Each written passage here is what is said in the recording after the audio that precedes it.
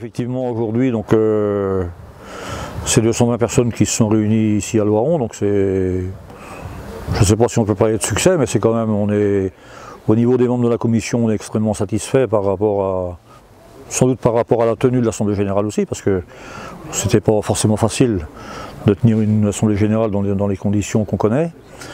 N'empêche que la qualité des intervenants, que ce soit Madame de Beauchère ou Hélène Lowe, donc moi je vais dire personnellement des retours très positifs par rapport donc, à ces deux interventions.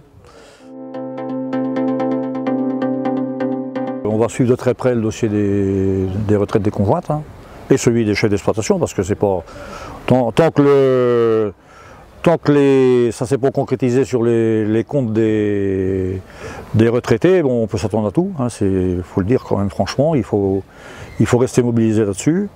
Et puis après, bon, peut-être qu'au cours des réunions d'hiver, on verra comment on peut opérer avec les actifs, mais c'est aussi d'être sur le terrain en permanence pour essayer toujours de faire de nouveaux adhérents, parce que c'est indispensable pour nous pour faire en sorte que la commission continue de vivre, quoi.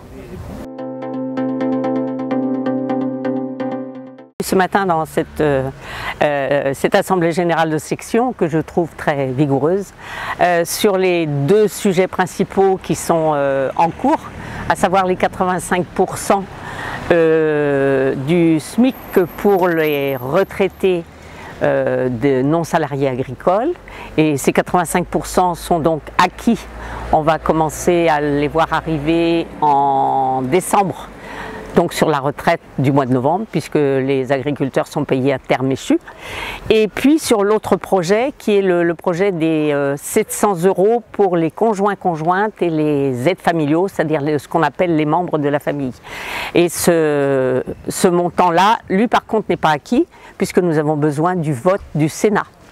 Et j'ai rappelé à nos adhérents qu'il fallait toujours solliciter nos sénateurs pour qu'ils votent cette proposition de loi avant la fin de la mandature. Et puis, je suis aussi intervenue sur les choses qui restent en rade, excusez-moi du terme. Alors bien sûr, le montant des retraites, sachant qu'au moins pour les conjoints-conjointes, si on s'arrête à 700 €, c'est vraiment pas le nirvana, j'allais dire. On voulait au moins aller aux 75% du SMIC, donc c'est un premier pas. Et il y a toujours le sujet de la dépendance qui n'est pas résolue. On nous a annoncé quelques finances bien sûr, et ces finances vont permettre d'augmenter les salaires et de payer davantage, je pense, de personnel au service des anciens. Mais tout le problème de la dépendance, de l'habitat, des EHPAD n'est pas résolu. Donc ça fait partie des choses qu'il va falloir continuer à faire avancer bientôt. Moi, je leur conseillerais de continuer à manger comme quand ils étaient adultes, comme quand ils étaient en activité, c'est-à-dire manger de tout, avec des protéines, des lipides, des glucides à chaque repas, de faire 3 repas par jour. Alors les quantités, c'est plus compliqué parce qu'en fait ça va dépendre de chacun, ça dépend du sexe, ça dépend de la corpulence de la personne, ça dépend aussi de son activité physique, puisqu'il y a des seniors qui sont encore très actifs, d'autres qui ne sont malheureusement plus ou qui peuvent être handicapés par des douleurs ou autres.